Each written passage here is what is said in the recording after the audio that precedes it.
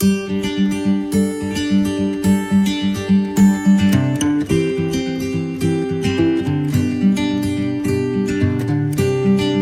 Everyone, आज हम लोग ट्रांसपोर्ट इन प्लांट जो कि लाइफ प्रोसेसेस का फोर्थ वीडियो है उसे हम लेके आए हैं। इसमें हम लोग पूरा डिस्कस करेंगे कि प्लांट्स में ट्रांसपोर्टेशन कैसा होता है, वाटर का। फिर जो okay fine, now we are starting with introduction में हम लोग मेनली बात करेंगे कि प्लांट्स का जो ट्रांसपोर्टेशन है वो किस तरह से होता है। एनिमल ट्रांसपोर्टेशन में जनरली आप लोग का ये रफ आइडिया रहता है और आप जूनियर क्लास में भी पढ़ चुके हैं, 8 में 9 में, कि हार्ट है जो कि ऑर्गन, हार्ट एक मस्कुलर ऑर्गन है जो कि ब्लड को पंप करता है और ट्रांसपोर्ट वेंस आर्टरीज से ट्रांसफ़र हो जाता है। और दूसरे एनिमल्स में भी ऐसा ही होता है, 2 चैम्बर 3 चैम्बर हार्ट होता है, जिससे कि ट्रांसपोर्टेशन होता है। इसका आपको एक रफ आइडिया है, लेकिन प्लांट्स के बारे में बहुत जन का कोई रफ आइडिया भी नहीं होता है और कंसेप्ट क्लियर नहीं होता है। तो हम लोग कोशिश किए हैं कि उसे पूरा कंप्लीट करने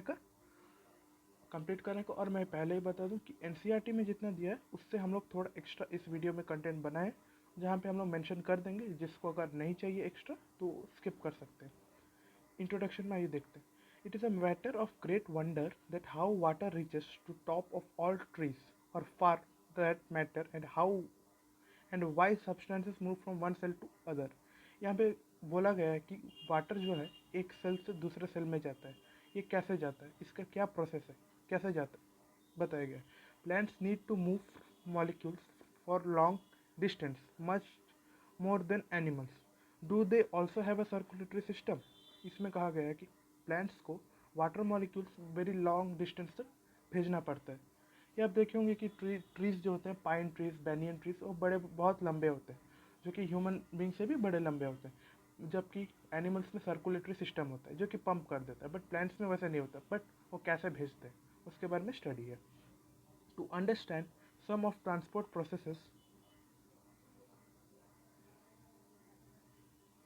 To understand some of the transport processes that take place in a plant, one would have to recollect the structure of cell and plant body. जी हाँ, प्लांट के ट्रांसपोर्टेशन स्टडी करने से पहले हमें सेल, प्लांट का cell और उसके cell plant body के बारे में जानना ज़रूरी है। Over short substances the movement will takes place by cytoplasmic streaming और बाय डिफ्यूजन। साइटोप्लाज्मिक स्ट्रीमिंग और डिफ्यूजन का यहाँ पे बात किया गया, जो कि मैं आपको नेक्स्ट स्लाइड में पूरा कंप्लीटली स्टेप बताऊंगा, क्योंकि ये इंट्रोडक्शन स्लाइड है, इसलिए सारे इसके बारे में आगे कन्वे कर दे रहा हूँ। For long distance transport we need xylem and phloem. Yes, जब हम लोग लॉन्ग डिस्टेंस का कोई भी ट्रांसपोर्टेशन करेंगे तब हमें जाइलम और फ्लोएम का ज़रूरत पड़ेगा। मीन्स ऑफ ट्रांसपोर्ट में पहला आता है diffusion. Diffusion means the movement of the gas molecules from the region of their higher concentration to the region of the lower concentration is known as diffusion. Diffusion mainly gases में होते हैं। Diffusion का example है कि आप अगर अपने घर में इंसेंस स्टिक्स को जलाते हैं या फिर अगरबत्ती को जलाते हैं, तब आप देखेंगे कि अगर आप एक कॉर्नर में उसे जलाते हैं तो उसका स्मेल, एरोमेटिक स्मेल जो है वो चारों तरफ फैल जाता है, जब तक चारों तरफ का स्मेल इक्विलिब्रियम ना में आ जाए। इक्विलिब्रियम मीन्स जब सारा स्मेल एक जैसा ना हो जाए चार हर जगह, तब तक वो ट्रांसफ़र होता रहता है। इस प्रोसेस को हम लोग डिफ्यूजन कहते हैं।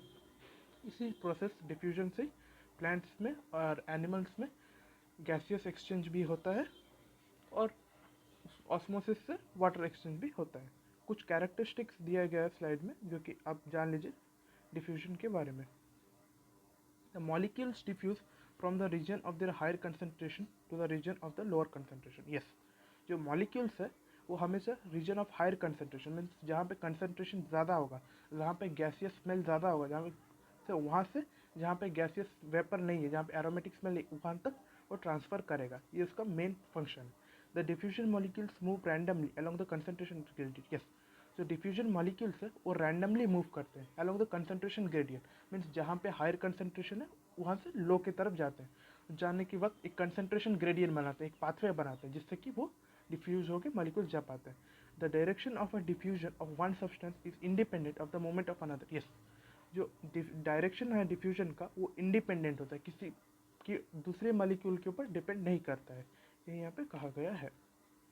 आई होप आप इस स्लाइड से डिफ्यूजन के बारे में क्लियर हो पाया होगा। फैसिलिटेटेड डिफ्यूजन, ये आपका एनसीईआरटी में नहीं दिया गया, ये क्योंकि हम एक सीक्वेंस में पढ़ा रहे हैं तो इसे हम दे दिए, जिसे नहीं पढ़ना है आप स्किप कर सकते हैं, कोई बात नहीं। फैसिलिटेटेड डिफ्यूजन, फैसिलिटेटेड डिफ्यूजन कैसे होता है देखिए, the diffusion of hydrophilic substances along the concentration gradient through fixed membrane transport protein without the energy involvement is called facilitated diffusion. आइए हम लोग फैसिलिटेटेड डिफ्यूजन को एक्सप्लेन करते हैं इस डायग्राम से। ये आप एक सेल देख पा रहे हैं, ये सेल के अंदर एक प्रोटीनेशियस पाथवे बना है, आप देख पा रहे हैं एक प्रोटीनेशियस पाथवे बना है, यहाँ पे भी एक प्रोटीनेशियस पाथवे बना है, ठीक है। ये certain proteins which provide the site for molecules to transfer. Hydrophilic substances, hydrophilic substances मतलब आपको नहीं पता होगा, बताते हैं। हाइड्रोफिलिक सब्सटेंसेस किसे कहते हैं, एक सेकेंड।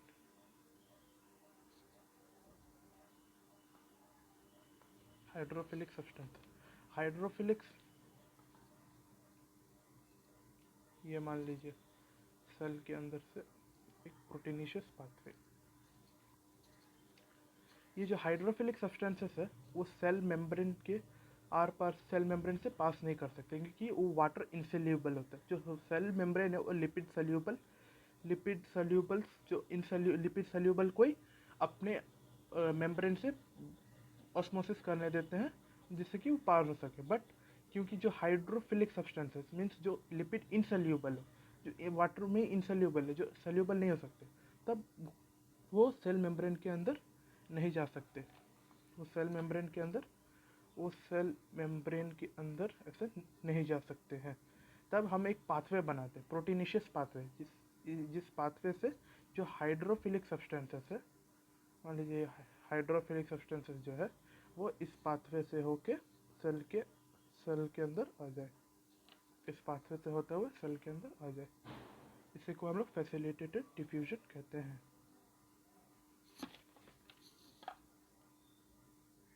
देखिए आप लोग डायग्राम में, ये एक सेल है, सेल के अंदर से जैसे फैसिलिटेटेड डिफ्यूजन करके आ रहा है hydrophilic substances, hydrophilic substances, yes, hydrophilic substances जैसे कि जो कि लिपिड इनसोल्यूबल है, जैसे कि ऑयल लिपिड इनसोल्यूबल है, और भी मैक्स बहुत सब्सटेंसेस जो कि वाटर सोल्यूबल नहीं है उसे हम लिपिड इनसोल्यूबल कहते हैं। There are certain proteins which provides the site for such molecules to pass through the membrane.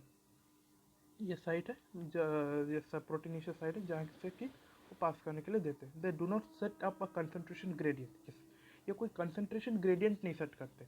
जो हाइड्रोफिलिक मॉलिक्यूल्स है खुद अपना कंसंट्रेशन ग्रेडियंट बना के वो मेम्ब्रेन से पास होते हैं, प्रोटीनेशियस मेम्ब्रेन से। फैसिलिटी आगे, इसके बाद हम लोग पाथवे के बारे में डिस्कस करेंगे, जो कि फैसिलिटेटेड डिफ्यूजन है उसका पाथवे किस तरह होता है। पाथवे पाथवे के बारे में हम लोग डिस्कस करेंगे नेक्स्ट स्लाइड में।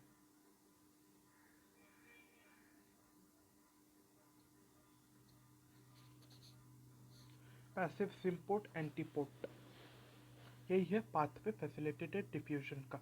आगे वाला स्लाइड में बताना, मैं से छूट गया बताना कि जो facilitated diffusion is a passive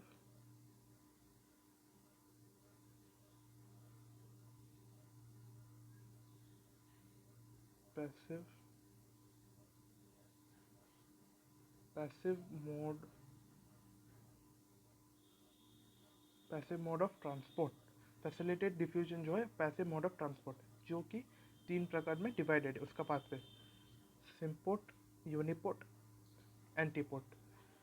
symport में क्या होता है कि दोनों डायरेक्शन, सिम्पोर्ट में जो सेल है, सेल के अंदर कोई फैसिलिटेट जो मेम्ब्रेन है, वो प्रोटीनेशियस मेम्ब्रेन, वहीं से कई एक ही डायरेक्शन से जब 2 मॉलिक्यूल्स एक साथ आए तब हम उसे सिम्पोर्ट कहते हैं। ये आप डायग्राम में देख पा रहे हैं, इधर सिम्पोर्ट का ये डायग्राम है, फैसिलिटेट डिफ्यूजन हो रहा है एक प्रोटीनेशियस मेम्ब्रेन है सेल के अंदर, जहाँ से सिम्पोर्ट के माध्यम से एट ए टाइम 2 मॉलिक्यूल्स पास कर पा रहे हैं इन सेम डायरेक्शन। यूनिपोर्ट में क्या होता है, ये आप यूनिपोर्ट देख रहे हो यहाँ पे, यूनिपोर्ट में क्या होता है, जो वाटर जो कि मॉलिक्यूल्स है, हाइड्रोफिलिक मॉलिक्यूल्स, वो सिंगल डायरेक्शन में एक ही molecule at a time pass करते हैं। देख पा रहे, एक ही molecule, hydrophilic molecule single time एक बार में पास कर रहे हैं सिंगल डायरेक्शन में, थ्रू फैसिलिटेड डिफ्यूजन, इसे हम यूनिपोर्ट कहते हैं।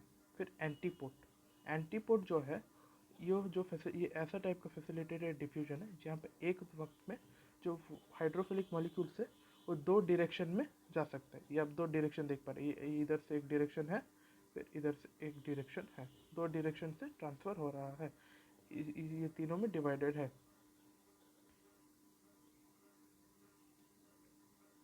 एक्टिव ट्रांसपोर्ट, एक्टिव ट्रांसपोर्ट इसीलिए कहा गया क्योंकि इसमें एनर्जी का रिक्वायरमेंट है। जैसे कि फैसिलिटेटेड ट्रांसपोर्ट में कोई एनर्जी का ज़रूरत नहीं था, वो खुद एक ग्रेडियंट बनाता था मॉलिक्यूल्स, जिससे कि वो वो अगेंस्ट द ग्रेडियंट नहीं ट्रांसफ़र करता था। ठीक है, जिस ग्रेडियंट पे मॉलिक्यूल्स सभी जा रहे हैं उसी मॉलिक्यूल्स में वो ट्रांसफ़र होते जाता था। लेकिन एक्टिव ट्रांसपोर्ट में क्या होता है, against the gradient molecules transfer होते हैं। अगेन मीन्स हायर कंसंट्रेशन से लोअर कंसंट्रेशन में मॉलिक्यूल्स को जाना चाहिए, बट यहाँ पे लोअर कंसंट्रेशन से lower to higher lower to higher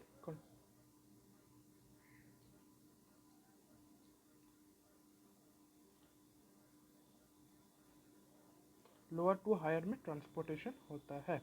आइए इसके बारे में फुल्ली डिस्कस करते हैं कि एक्टिव ट्रांसपोर्ट फैसिलिटेटेड डिफ्यूजन में कैसे होता है। यहाँ पे आप देख पा रहे हैं एटीपीस का रिक्वायरमेंट होता है। यस, एक्टिव ट्रांसपोर्ट क्योंकि एक एनर्जी कंज्यूमिंग प्रोसेस है, एनर्जी को कंज्यूम कर रहे हैं, इसीलिए हमें एटीपी मीन्स एक्स्ट्रा एनर्जी देना है। एटीपी से आपको पता होगा, आप आगे वीडियोस में हम लोग का देखे हैं कि एटीपी एक एनर्जी करेंसी है जो कि एनर्जी प्रोवाइड करता है कोई भी प्रोसेस को होने के लिए। ठीक है, it is the transport of the material across a membrane with the help of mobile carrier proteins and ATP. Yes, जब फैसिलिटेटेड डिफ्यूजन था तब बस मोबाइल कैरियर प्रोटीन से ट्रांसपोर्ट ऑफ मॉलिक्यूल्स हो जाता था एक्रोस ए मेम्ब्रेन, बट क्योंकि active transport है then we need ATP for the transport. Different proteins in the membrane plays a major role in both active as well as passive transport. Pumps are the proteins that use energy to carry substances across the membrane. Yes, जो active transport है, active transport में pump लगाया हुआ होता है, जिस pump को हम एटीपी प्रोवाइड करते हैं, एनर्जी प्रोवाइड करते हैं, जिससे कि वो प्रोटीन्स को अगेंस्ट द ग्रेडियंट फ्लो कराने में हेल्प करता है। That uses energy to carry substance across the cell membrane. This pump can transport water from the lower concentration to the higher concentration. जैसे कि मैं आपको आगे बोला, ये फैसिलिटेटेड डिफ्यूजन था, एक कंसंट्रेशन ग्रेडियंट में होता था, जैसे कि हायर टू लोअर, बट क्योंकि हमें लोअर टू हायर करना है तो एक्टिव ट्रांसपोर्ट का यूटिलाइजेशन होता है जहाँ पे एटीपी का ज़रूरत है। I hope you are clear from this slide about active transport.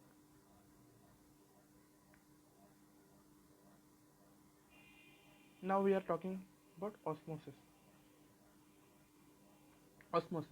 Osmosis एक स्पेशल टाइप ऑफ डिफ्यूजन है जो कि वाटर मॉलिक्यूल्स के अंदर होता है through a semi permeable membrane. इसमें भी आपका ऑस्मोसिस का प्रिंसिपल भी वही है, to transfer of the water molecules from the region of the higher concentration to the region of the lower concentration. ठीक है, यहाँ पे दिया गया osmosis is a special type of diffusion of water molecules across a semi permeable membrane, जो मैं आपको बोला अभी just. Osmosis can be defined as a passage of solvent molecules from the region of higher concentration to the region of lower concentration through a semi-permeable membrane. Osmosis is driven out by two factors. क्या दो factors है आइए देखते हैं। Concentration of the dissolved solutes in solution, pressure gradient. Yes, concentration के ऊपर depend करता है osmosis कि हायर टू लोअर हो रहा है कि लोअर टू हायर हो रहा है, और प्रेशर ग्रेडियंट।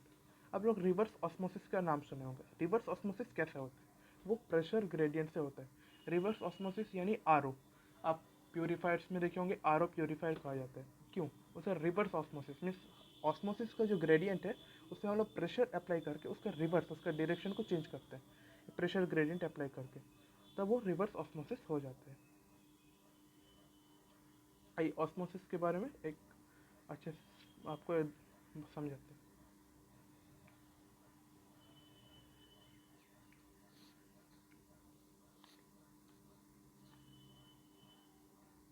ठीक है, यहाँ पे वाटर है,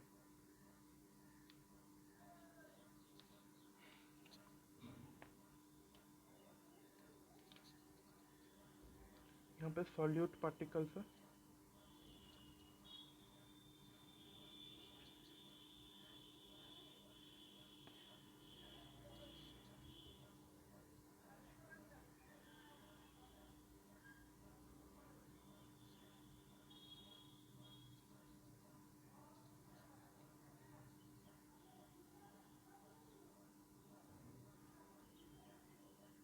दूसरा कलर लेते हैं ब्लू।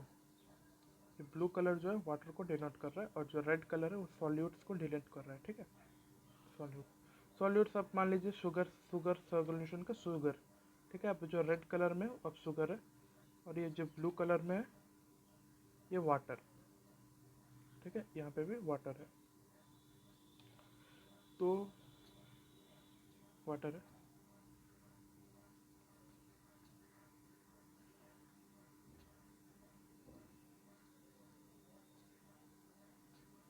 ठीक है, यहाँ पे अभी एक मोल शुगर सोल्यूशन, यहाँ पे 0.5 मोल बस शुगर सोल्यूशन है। तो आप अब मेरे को बताइए कि जो ट्रांसपोर्ट है वो कहाँ से होगा। ये कंटेनर ए, एक कंटेनर बी। जो ट्रांसपोर्ट ऑफ वाटर मॉलिक्यूल्स है ये सेमी परमिएबल मेम्ब्रेन है मान लीजिए। तो वाटर जो मॉलिक्यूल्स है वो कहाँ से होगा, ए से बी या बी से ए। आपको लगता होगा कि ये वाटर मॉलिक्यूल्स ए से बी के तरफ होगा, क्योंकि हायर कंसंट्रेशन से लोअर कंसंट्रेशन में डेफिनेशन हमें क्या कहता है कि हायर कंसंट्रेशन से लोअर कंसंट्रेशन। और यहाँ पे आप देख पा रहे हैं क्योंकि ये ज़्यादा है 1 मोल शुगर सोल्यूशन है और यहाँ पे 0.5 मोल शुगर सोल्यूशन है, तो जो कि कंसंट्रेशन ग्रेडियंट यहाँ पे हाई है तो यहाँ से वहाँ होगा। लेकिन नहीं, यहाँ पे वाटर जो हायर कंसंट्रेशन से लोअर कंसंट्रेशन का बात किया वो वाटर मॉलिक्यूल्स का, सॉल्वेंट का बात किया गया, सॉल्यूट का नहीं, ठीक है। तो एक क्लियर करने वाला बात यह है कि इधर ये जो 0.1 मोल जब शुगर सोल्यूशन है तब वाटर का कंसंट्रेशन यहाँ पे कम जाता है। अगर मान लीजिए यहाँ पे 1 लीटर वाटर है, यहाँ पे 1 लीटर वाटर है, यहाँ पे 1 लीटर वाटर है, अगर यहाँ पे 1 मोल शुगर सोल्यूशन रहता है तो वाटर का कंसंट्रेशन यहाँ पे कम जाता है।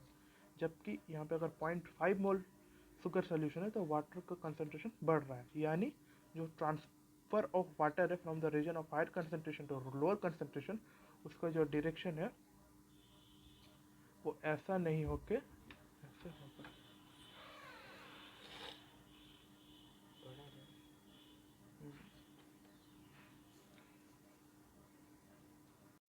शुरू करेंगे प्लाज्मोलिसिस। ऑस्मोसिस के बाद प्लाज्मोलिसिस आता है जो कि प्लांट सेल का मूवमेंट या फिर एनिमल सेल का movement with regard to the water environment में कैसा होता है इसके बारे में जानेंगे।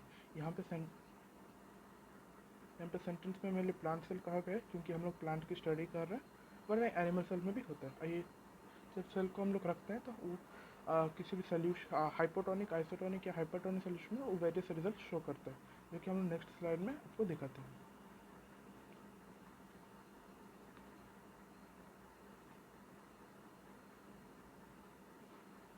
पहले हम लोग बात करेंगे हाइपोटोनिक सोल्यूशन।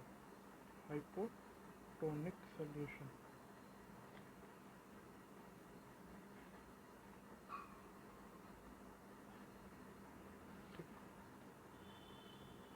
ये मान लीजिए अब एक बीकर है जिसमें एक सेल को रखा गया है। ये एक सेल है, बीकर के साथ वाटर मॉलिक्यूल है, ठीक है।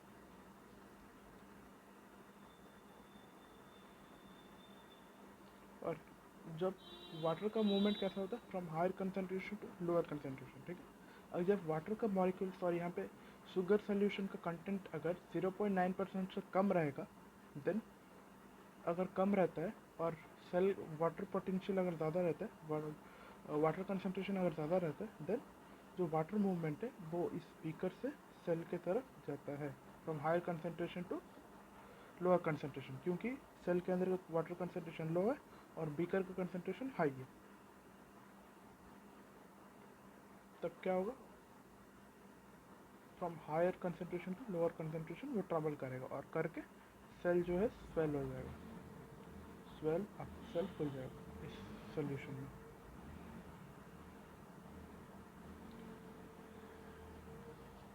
और अगर हम लोग हाइपरटोनिक सोल्यूशन का बात करेंगे, हाइपरटोनिक सोल्यूशन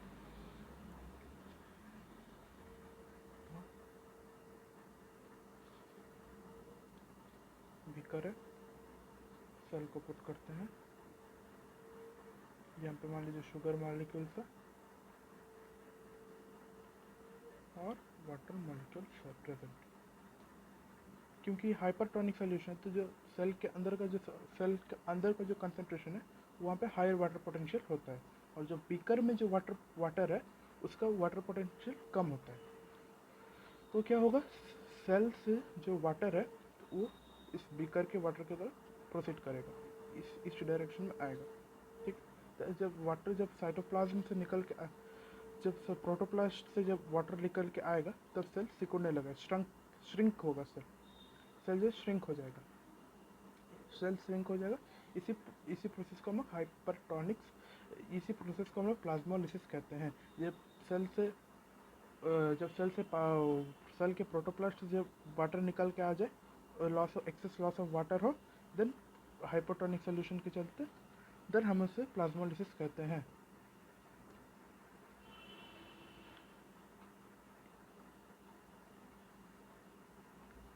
ये आप देख पा रहे हैं प्लांट सेल के अंदर वक्यूल है, जहाँ से कि एक्सेस वाटर जब हम लोग हाइपरटोनिक सोल्यूशन में डालते हैं तब एक्सेस वाटर निकल के ये श्रिंक हो जा रहा है, ये श्रिंक हो रहा है, देख रहे हैं फिर आप श्रिंक हो जाते हुए देख रहे हैं क्यों हो रहा है। ये है प्लाज्मोलिसिस, ये भी एक वाटर मूवमेंट का प्रोसेस है जिसमें सेल में होता है। ये जो वाटर मूवमेंट है ये सेल में होता है, इसलिए प्लाज्मोलिसिस कहते हैं। I hope you are clear from it.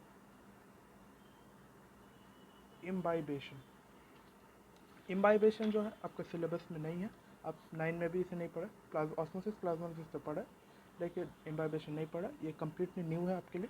मैं कोशिश करूँगा आपको हाईलाइट करने का, जो इम्पोर्टेंट है बताओ। ये आपका CBSE का 10th में नहीं है अभी, आप चाहते हैं तो इग्नोर कर सकते हैं। आइए इम्बाइबेशन के बारे में बात करें। इम्बाइबेशन में क्या होता है, अगर हम किसी चने को, ठीक है, चना, आप जनरल एग्जांपल लेकर चने को अगर हम लोग वाटर में डुबो के रख देंगे तो वो अगले समय हम देखेंगे वो फूल जाता है। ये भी एक हाइपोटोनिक का ही प्रोसेस है जिसमें एब्जॉर्प्शन ऑफ वाटर होता है, जो कि हाइड्रोफिलिक पार्टिकल्स होते हैं। हाइड्रोफिलिक पार्टिकल्स मीन्स जो वाटर इंसोल्यूबल होता है, वाटर इंसोल्यूबल जो भी पार्टिकल्स होते हैं, वाटर इंसोल्यूबल, वो क्या होता है, सोल्यूबल तो हो नहीं पाते लेकिन वाटर का प्रेजेंस में होने से वो स्वेल अप होता है, उसका वाल्स और टर्जिड हो जाते हैं, स्वेल अप होते हैं। स्वेल अप होके अब देख पा रहे हैं यहाँ पे हमने चने को भिगोया है इस टेस्ट ट्यूब में वाटर का कंसंट्रेशन में, फिर ये आप एक ग्रेजुअल प्रोसेस देख पा रहे हैं, इसे हम लोग इम्बाइबेशन कहते हैं। अगर आप सिंपल डेफिनेशन जानना चाहते हैं, the process of absorption of water by hydrophilic solid particles of a substance without forming a solution is called imbibition. ये हम लोग का स्लाइड में तो डेफिनेशन नहीं दिया लेकिन मैं आपका समय बता दिया। अगर आप नोट डाउन करना चाहते हैं तो फिर से सुनिए। The process of absorption of water by hydrophilic solid particle of a substance without forming a solution is called imbibition. The conditions जो रिक्वायर होता है एम्बाइबेशन के लिए, एक वाटर पोटेंशियल ग्रेडियंट चाहिए सरफेस के लिए, सरफेस ऑफ एम्बाइडेड और वाटर के बीच। यस, जो एम्बाइबेड हम उसे कहते हैं जो फूलता है, जिसका स्वेल अप होता है, एम्बाइबेंट, ठीक है, एम्बाइबेंट। और उसके और वाटर जो प्रेजेंट है उसके अंदर एक ग्रेडियंट रहना चाहिए, जैसे कि हायर कंसंट्रेशन से लोअर कंसंट्रेशन ट्रैवल कर, ऐसा।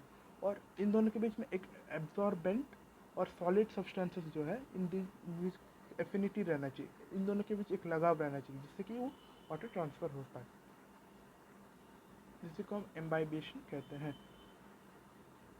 ये एक स्पेशल टाइप ऑफ डिफ्यूजन है जो कि कंसंट्रेशन ग्रेडियंट में होता है। Long distance transport of water, यहाँ से आपका मेन शुरू होता है स्टडी। यहाँ आगे मैं आपको पढ़ के सुनाता हूँ। The long distance transport of a substance with the plant cannot be bye diffusion. Yes, जो लॉन्ग डिस्टेंस ट्रांसपोर्ट होता है वो आप डिफ्यूजन या ऑस्मोसिस से एक्सपेक्ट नहीं कर सकते। डिफ्यूजन और ऑस्मोसिस जो सेल के अंदर और प्लाज्मोलिसिस, आप ऑस्मोसिस या फिर प्लाज्मोलिसिस से लॉन्ग डिस्टेंस ऑफ ट्रांसपोर्ट का एक्सपेक्टेशन नहीं कर सकते, डिफ्यूजन से भी नहीं, क्योंकि प्लांट एक ट्री होता है और बहुत लंबा होता है। एक ट्री बहुत लंबा है तो उसके लिए एक अलग का ग्रेडियंट चाहिए जिससे कि वो जा सके। सो उसके लिए एक मेन दो प्रकार के होते हैं, एक है ट्रांसपिरेशन पुल और ट्रांसपिरेशन ट्रांसपिरेशन पुल और रूट प्रेशर, ये दो है जिससे कि वाटर का एक प्रेशर क्रिएट होता है जिससे कि वो फ्रॉम रूट से लेके लीव्स तक पूरा tree from root to apex तक वो ट्रांसफर करता है। ये long distance transport of process है। The bulk movement of substance through the conducting or vascular tissue, plant like xylem tissues, जो plant tissues होता है xylem और phloem, जो ट्रांसलोकेशन में हेल्प करते हैं. देखिए जाइलम क्या ट्रांसलोकेट करता है. Xylem associated with the translocation in waters, minerals, hormones and organic substances. Yes, xylem है वो मेनली यूनिडायरेक्शनल होता है.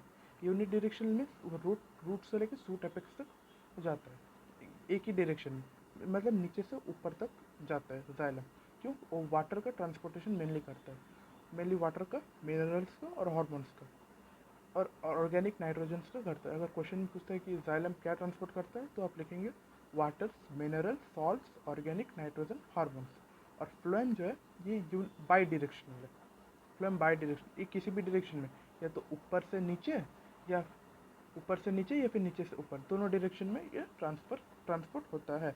और ये क्या, ये जो फूड मीन्स सुक्रोज, ग्लूकोज, जो लीव्स में जो खाना बनता है बोलते हैं, और ऑर्गेनिक कंपाउंड्स, इनऑर्गेनिक सॉल्यूट्स और हार्मोन्स का ट्रैवल करता है phloem.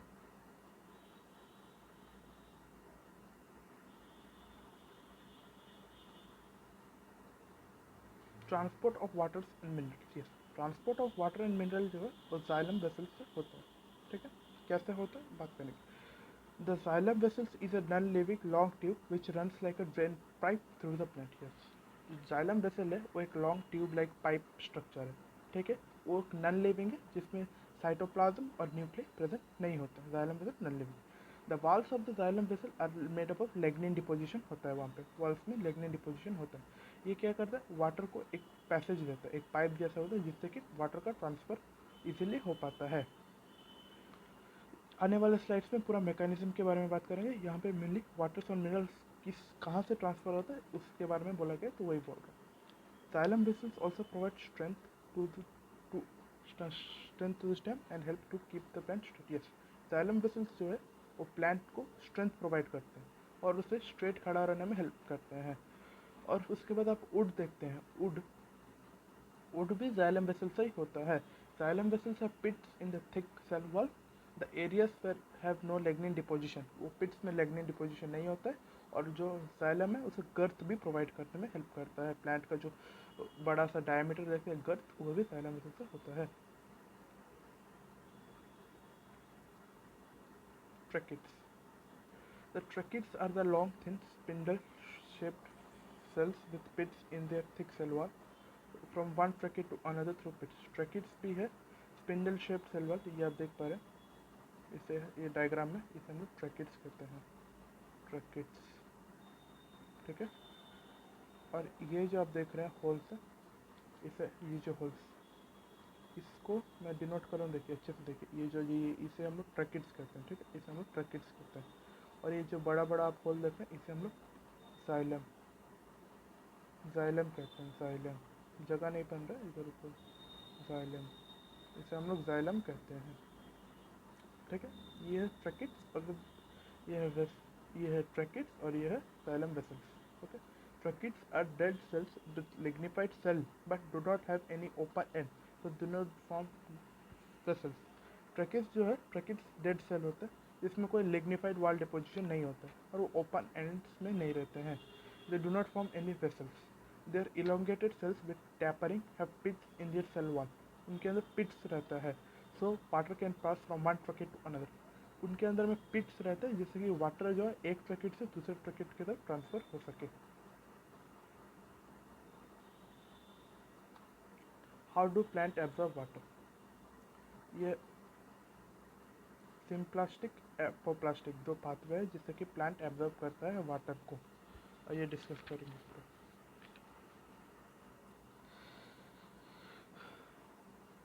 Plant absorbs most of the water through their roots from the soil. Only the underground root system is specialized for the absorption of water and minerals, especially the function of root hair that are present in millions of roots. Yes. आप सबको पता होगी plant जो है water कहाँ से absorb करता है. ऑब्वियस सब है, तो रूट से एब्जॉर्ब करता है. लेकिन रूट से जब एब्जॉर्ब करता है उसका दो पाथवे होता है, एपोप्लास्टिक पाथ, सिम्प्लास्टिक पाथ. मतलब दोनों अलग अलग तरीक़ों से ट्रांसपोर्ट करता है. मतलब स्टेम तक पानी पहुंचाता है जाइलम में, फिर वो पाइप जाइलम तक आ जाने के बाद एक पाइप है, ड्रेनेज पाइप, जिससे कि वो पूरा पूरे सेल में पहुंचता है। उस जिस प्रोसेस से वो पहुंचता है उसे हम लोग दो प्रोसेस होता है, एक है रूट प्रेशर से जस्ट उसे एक एक्सेलरेशन मिलता है, मीन्स थोड़ा स्टार्ट मिलता है वाटर को, फिर ट्रांसपीरेशन होता है, ट्रांसपीरेशन की मदद से वो पहुंचता है। अगले वीडियो में बताएंगे आगे पाथवे सुनिए, एपोप्लास्टिक पाथवे, सिम्प्लास्टिक पाथवे। अगर थोड़ा मैं डायग्राम को बड़ा कर सकता तो अच्छा होता।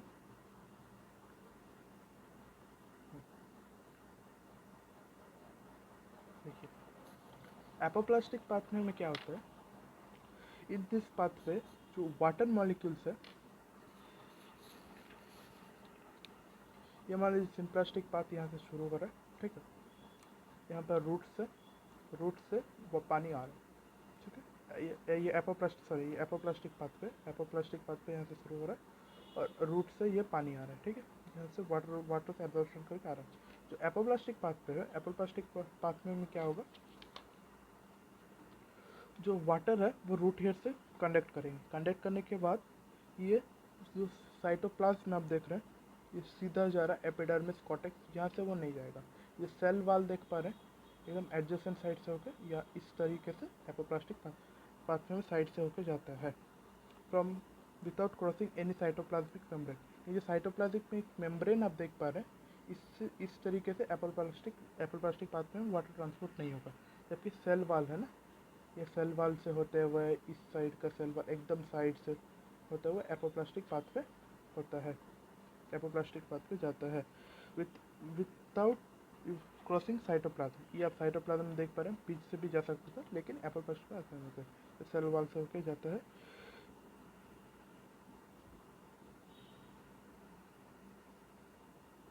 ये जो पाथवे है ये लीस्ट रेजिस्टेंस प्रोवाइड करता है वाटर का ट्रांसपोर्ट। यहाँ पर रेजिस्टेंस आता है, लेकिन क्योंकि ये एकदम साइड से होते हुए जा रहा है तो यहाँ पे कोई रेजिस्टेंस नहीं होता, ये यहाँ तक आ जाता है। यहाँ पे क्या है, ये आप देख पा रहे हैं, दो कैस्पेरियन स्ट्राइप्स है। एपोप्लास्टिक पाथवे में अप टू कॉटेक्स तक वो साइड होके सेल वाल के साइड से होके आ जाता है, कोई वाटर रेजिस्टेंस नहीं होता। बट क्योंकि यहाँ पे कैस्पेरियन स्ट्राइप्स है तो एंडोडर्मिस में उसे फिर इस पाथवे में आ जाना पड़ता है, साइटोप्लाज्म के अंदर से जाना पड़ता है एंडोडर्मिस से उसे फिर यही पाथवे लेना पड़ता है। यह है apoplastic pathway. Means apoplastic pathway में आप सिंपली कह सकते हैं कि ये इंटरबीनिंग पाथवे से होते हुए नहीं गुजरता है, और any membrane means cell membrane का एनी भी पार्ट को टच होता नहीं, ये सेल वॉल के साइड से होकर निकल जाता है। और ये पाथवे में लीस्ट रेजिस्टेंस होता है movement of water. It is interrupted by Casparian stripes. यहाँ पे आप देख पा रहे हैं कैस्पेरियन स्ट्राइप्स जो कि एंडोडर्मिस से यहाँ पे इंटरप्टेड होता है, इंटरप्टेड होने के बाद फिर ये इस तरफ ट्रैवल कर जाता है। वरना जब ये शुरुआत होता है एपोप्लास्टिक पाथवे से, ये आता है रूट से, फिर ये इस तरह होता है। और जो सिम्प्लास्टिक पाथवे है, सिम्प्लास्टिक पाथवे में क्या होता है, water movement through the cytoplasm होता है और थ्रू द सेल मेम्ब्रेन के अंदर से होता है। इस तरह से एपिडर्मिस कॉर्टेक्स, ये आप देख पा रहे हैं इधर एरो है डायग्राम, एपिडर्मिस कॉर्टेक्स एंडोडर्मिस, फिर पेरिसाइकिल होकर ये जाइलम में आता है। जाइलम में आने के बाद फिर ट्रांसपिरेशन पुल और रूट प्रेशर से वो पानी ऊपर तक जाता है। ये दो है।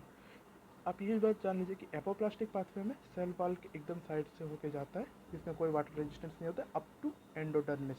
मीन्स ये एपिडर्मिस और कॉर्टेक्स इस पाथवे में जाता है, फिर ये इनिशियल पाथवे में आ जाता है एंडोडर्मिस में। क्यों? क्योंकि यहाँ पे कैस्पेरियन स्ट्राइप्स प्रेजेंट है, कैस्पेरियन स्ट्राइप्स प्रेजेंट होता है, इसलिए फिर ये एंडोडर्मिस से ऐसे आ जाता है। और जबकि जो सिम्प्लास्टिक पाथवे वो साइटोप्लाज्म से होता गुजरता है, इसे कोई straight pathway epidermis cortex endodermis pericycle फिर जाइलम। जब हम लोग 11 में आएंगे तो ये सारे के बारे में एक्सप्लेनेशन प्रॉपर मिलेगा, पढ़ेंगे। यहाँ पे आपको डेफिनेशन है, हम लोग वीडियो के बाद में इसे अपलोड कर देंगे, आप यहाँ से नोट्स ले सकते हैं। अगर आप बताएंगे तो मैं एक बार डेफिनेशन पढ़ कर समझता हूँ। Apoplastic pathway, in this pathway water passes from root hairs to the xylem through the walls of the intervening cells। yes, जैसे कि मैंने बोला walls of the intervening cell without crossing any membrane or cytoplasm।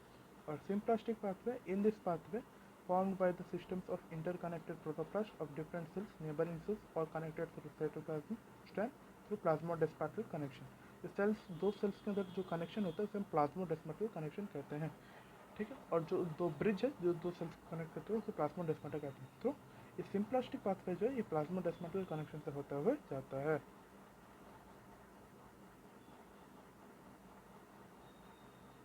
Water movement of A plant, yes, इतना देर से मैं जो बोल रहा था, water movement of A plant कैसा होता है। Basically water movement in A plant दो प्रकार होता है, रूट प्रेशर से और ट्रांसपीरेशन से। ठीक है, रूट प्रेशर से ट्रांसपीरेशन कैसे होते हैं सुनिए। As various mineral ions from the soil are actively transported into the vascular tissue, if the root water flows and increases the pressure inside the xylem, the positive pressure is called as root pressure। yes, आप जान पाएंगे various minerals जो है और ions होते हैं वो actively root से होकर ट्रांसफ़र करते हैं। मीन्स जो वेरियस मिनरल्स है आयंस है जो कि सॉइल में प्रेजेंट होते हैं। ठीक है, प्लांट की तरफ क्या होता है, रूट से एक्टिवली अपटेक होता है, एक पॉजिटिव प्रेशर वो लोग अपने आप में क्रिएट करते हैं जैसे कि ऊपर जाता है। ठीक है, उसी को हम लोग रूट प्रेशर कहते हैं। वाटर मूवमेंट भी ऐसा ही है, जो वाटर मूवमेंट है उसको एक फर्स्ट में एक इनिशियल स्टार्ट चाहिए। अब जैसे आप गाड़ी को स्टार्ट करते हैं, गाड़ी को स्टार्ट करने के लिए एक इनिशियल स्टार्ट चाहिए। वो स्टार्ट जो है वाटर मूवमेंट का वो रूट प्रेशर प्रोवाइड करता है। ठीक है, रूट प्रेशर वो इनिशियल स्टार्ट प्रोवाइड करता है, फिर वो जो मूवमेंट होता है वो मूवमेंट ट्रांसपीरेशन से कंटिन्यू करता है। ट्रांसपीरेशन क्या करते हैं, लीव्स में वाटर लॉस क्रिएट करते हैं। वाटर लॉस करने से वहाँ पे लोअर कंसंट्रेशन होता है, लोअर कंसंट्रेशन होने से और जो नीचे में क्या है higher concentration of water roots में, तो एक ग्रेडियंट बनता है।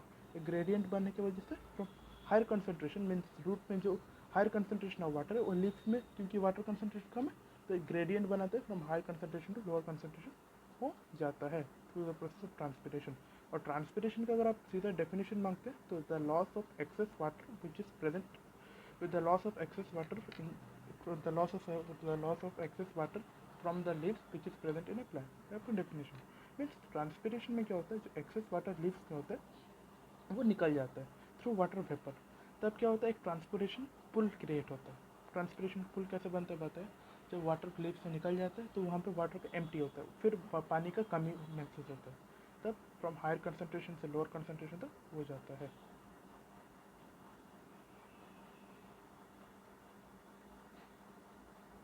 Root pressure do not play a major role in movement of tall trees. Its greatest contribution may be established the continuous chain of water molecules in the xylem, which often breaks under enormous tension created by transpiration.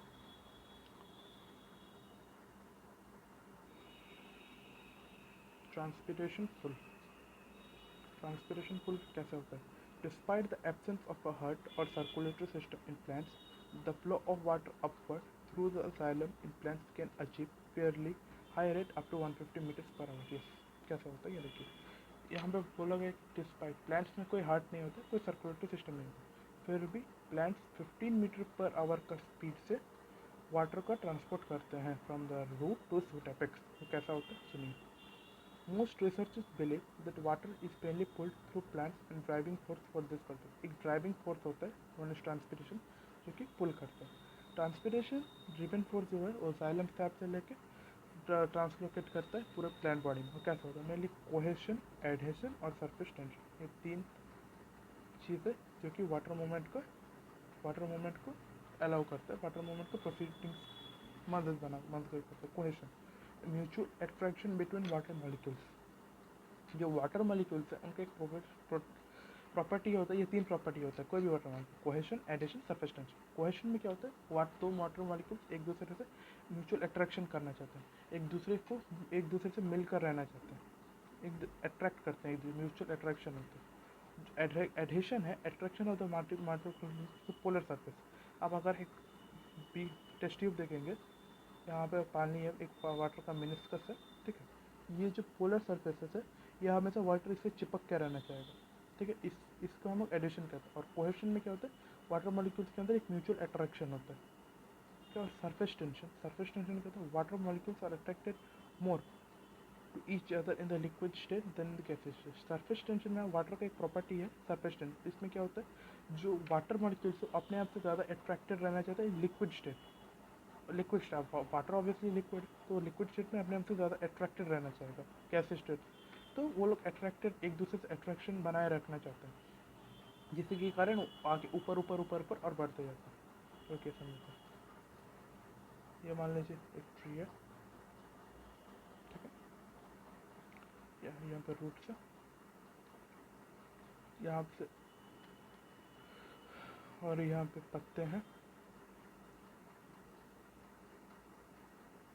Diagram सही है मेरे, यहाँ पे पत्ते हैं, ठीक है। यहाँ से जब ट्रांसपिरेशन होता है, ट्रांसपिरेशन होकर जब वाटर लॉस होता है, तो यहाँ पे एक लोअर कंसनट्रेशन क्रिएट होता है।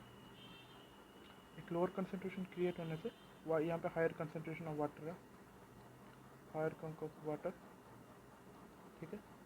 तो रूट प्रेशर से थोड़ा ऊपर की तरफ बढ़ता है, ट्रांसपिरेशन पुल होता है। ट्रांसपिरेशन पुल में वाटर मॉलिक्यूल्स है, और वाटर का प्रॉपर्टी कोहेशन एडिशन मीन्स एक दूसरे के साथ चिपक के रहना चाहते हैं, और यहाँ पे वाटर का बहुत ज़रूरत है।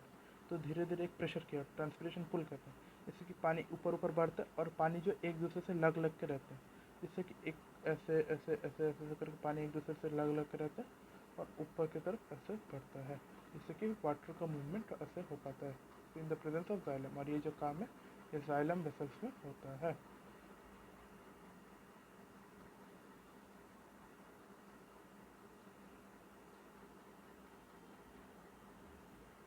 सिग्निफिकेंस ऑफ ट्रांसपिरेशन क्यों ज़रूरत है। अब तक आप जान चुके होंगे सिग्निफिकेंस क्या है ट्रांसपिरेशन का।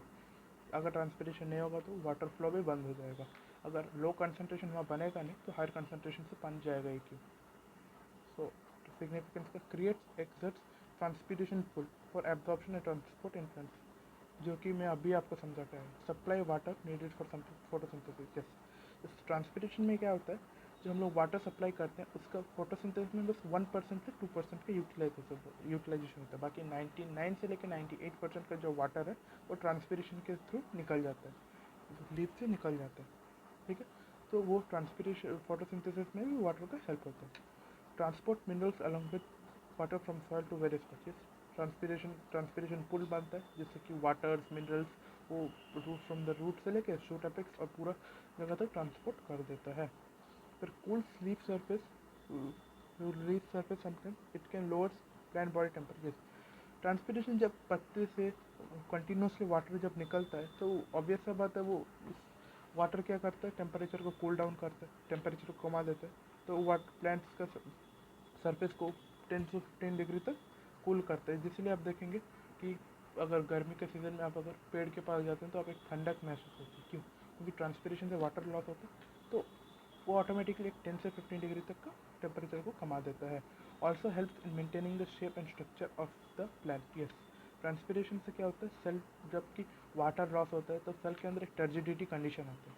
टर्जिडिटी कंडीशन उस शेप और प्रॉपर स्ट्रक्चर प्रोवाइड करता है।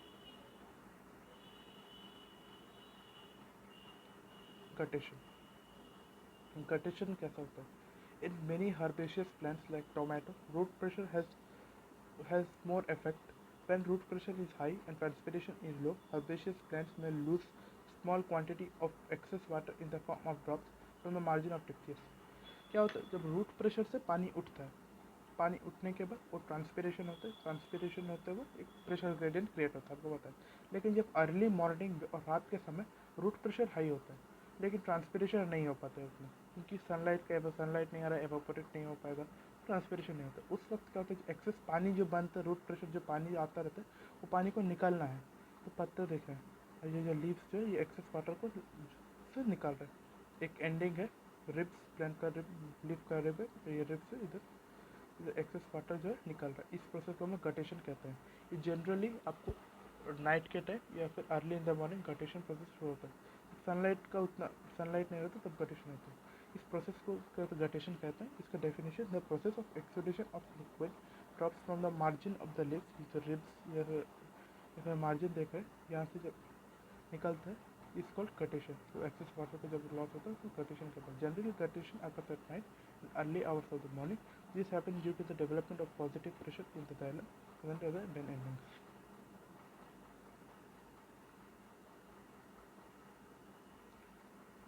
Uptake of transport and minerals. Uptake of transport and uptake of mineral ions जो है वो फ्लोएम से होता है, क्योंकि जाइलम में तो यहाँ का कोई काम भी वो फ्लोएम से होता है, और जो कि यूनि बाई डायरेक्शनल है। मीन्स इस तरफ भी होगा, रूट से शूट की तरफ जाएगा, और लीफ से रूट की तरफ भी आएगा। बाई डायरेक्शनल है ये कैसा होता है, most of the minerals are absorb actively by roots. Maximum जो मिनरल्स है वो सॉइल से सॉइल में मिनरल्स ज़्यादा प्रेजेंट होता है और रूट क्या होता है डायरेक्टली एब्जॉर्ब कर लेता है मैक्सिमम को। कुछ क्या होता है minerals are present in the soil are charged ions which cannot move across the soil. Yes, जो मिनरल्स जो होते हैं जैसे Mg2+, Ca2+, जो सॉइल में होते हैं वो चार्ज्ड आयंस होते हैं। Mg2+, Ca2+, ये सब चार्ज आयंस होते हैं जो कि सेल मेम्ब्रेन से क्रॉस नहीं कर पाते। ठीक है, उनके लिए एक स्पेशल प्रोसीजर होता है, एक पंप लगता है जिससे कि बाहर पड़ जाता है। The ions of the minerals in the soil is usually lower than the concentration of minerals in the roots, तो minerals cannot absorb by roots. Concentration of minerals जो होता है वो सॉइल में यूजुअली लो होता है। ठीक है, then concentration of minerals in the soil जो होता है सॉइल के अंदर जो कंसंट्रेशन ऑफ मिनरल्स का जो कंसंट्रेशन है बहुत कम होता है इन कंपेरिजन टू रूट्स। सो एक प्रेशर नहीं क्रिएट हो पाता है, तो कभी कभी क्या होता है रूट्स को पैसिवली नहीं जा पाते, उसे एक्टिव ट्रांसपोर्ट करना पड़ता है। Translocation of mineral ions, translocation of mineral ions कैसा होता है बहुत इंपॉर्टेंट है। यहाँ पे मैं कुछ नोट नहीं बना, मैं कोशिश करूँगा आपको एक डायग्राम से पूरा क्लियर करूँ। आपका बुक में ये नहीं है लेकिन एक्स्ट्रा के लिए मैं बोल रहा हूँ। लेकिन आपके सिलेबस में translocation of water means xylem से होता है। जाइलम से जो वाटर ट्रांसपोर्ट है वो दिया गया, उसे मैं विथ नोट्स बनाया हूँ, स्लाइड में पढ़ा है अभी। आप मैं जब अपलोड कर दूँगा आप उसे पढ़ लीजिएगा। इसमें नोट नहीं दिए क्योंकि आपके सिलेबस में ही नहीं है, बस नॉलेज के लिए बताऊँ।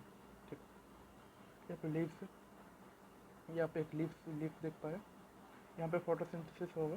ठीक है, फोटोसिंथेसिस होके यहाँ पे ग्लूकोज सुक्रोज का फॉर्मेशन होगा। अब इसे सिर्फ होने से नहीं होगा, इसे पूरे प्लांट का जहाँ जहाँ रिक्वायरमेंट है उसे भेजना है।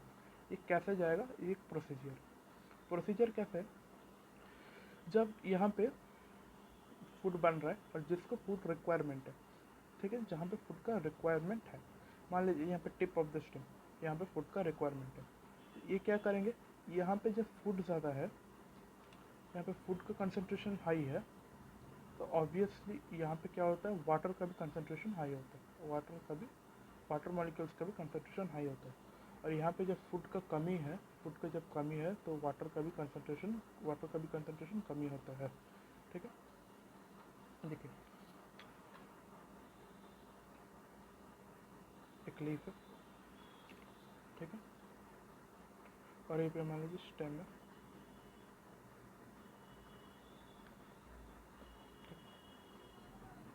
बर्ड है, ठीक है। यहाँ पे मान लीजिए अभी फोटोसिंथेसिस हो रहा है, सनलाइट का प्रेजेंस है, फोटोसिंथेसिस हो रहा है, तो क्या होगा यहाँ पे वाटर का जो प्रेजेंस है वो बहुत हाई होगा। ठीक है, वाटर बहुत हाई रहेगा, प्लस फोटोसिंथेसिस में ग्लूकोज भी हाई रहेगा, जबकि यहाँ पे वाटर भी बहुत कम होगा। ठीक है, वाटर भी बहुत कम होगा और फूड तो इससे यहाँ पे है भी नहीं, मीन्स ग्लूकोज वगैरह कुछ नहीं, इसलिए इसको रिक्वायरमेंट है। तब क्या होगा, एक ग्रेडियंट क्रिएट होगा। कैसे, यहाँ पे क्योंकि आप देख पा रहे हैं वाटर ज़्यादा है, ठीक है, फूड भी सुक्रोज भी ज़्यादा है, तो ये हायर कंसनट्रेशन हम मानेंगे, हायर कंसनट्रेशन मानेंगे। मैं क्यों मेन हायर कंसनट्रेशन मानेंगे, क्योंकि यहाँ पे वाटर ज़्यादा है। ठीक, तो ये हायर कंसनट्रेशन से लोअर कंसनट्रेशन की तरफ ट्रैवल होगा, एक ग्रेडियंट बनाएगा। अब जैसे पता ऑस्मोसिस में from higher concentration to lower concentration और डिफ्यूजन में, ठीक है, एक ग्रेडियंट बनता है हायर कंसनट्रेशन लोअर, तब ये हायर से होते हुए ये जो फूड है ये हायर से लो होते हुए लोअर कंसनट्रेशन में ट्रांसलोकेट करता है एक साथ में। तब क्या होगा, हायर से कंसनट्रेशन से लोअर कंसनट्रेशन की तरफ आएगा फूड। यही मैकेनिज्म होता है मेनली। अगर किसी को बर्ड को स्टेम को अगर खाने का ज़रूरत है सुक्रोज, तो फिर हम उसे एक्स्ट्रा वाटर भी प्रोवाइड करते हैं, वाटर भी उसके साथ में आता है, क्यों, वाटर ग्रेडियंट बनाता है, इसलिए खाना पानी दोनों बोलते हैं। ठीक है, खाना भी आता है, वो इस डायग्राम में दिखाया गया है। देखिए इस डायग्राम में देख पा रहे हैं, sugar enter sieve tube, water flows by osmosis. Yes, sugar उस सीव ट्यूब्स में आता है, फिर वाटर फ्लो होता है उसके अंदर से by the process of osmosis. फिर ये ऐसा होता है, वो हायर कंसनट्रेशन यहाँ पे sugar leave sieve tubes, water flows by osmosis, यहाँ पे कंसनट्रेशन कम है, तो क्या होगा, ये हायर कंसनट्रेशन ये ऐसे आके फिर यहाँ तक डिलीवर करेगा, means higher to lower concentration ये आएगा। इससे क्या होता है, खाने का जो फूड है सुक्रोज ग्लूकोज उसका ट्रांसपोर्टेशन इजीली हो जाता है। जब रूट को ज़रूरत होता है तो फिर रूट में भी यहाँ पे वाटर का कमी होता है, वाटर का कमी होगा, देन ग्रेडियंट फिर क्रिएट होगा from higher potential to lower, higher concentration lower concentration, जैसे ट्रांसपोर्ट करेंगे। ये basically main transport of mineral ions या फिर ग्लूकोज सुक्रोज का कैसे होता है, यही एक पाथवे था। आई होप आप ये डायग्राम से समझ चुके होंगे। बस इतना ही था इस स्लाइड में। मैं होप करता हूँ कि आपको पूरा क्लियर हुआ होगा ये वीडियो, और अच्छा लगा तो लाइक कीजिए, सब्सक्राइब करिए और कमेंट करके बताइए आपको कौन कौन सी जगह डाउट है।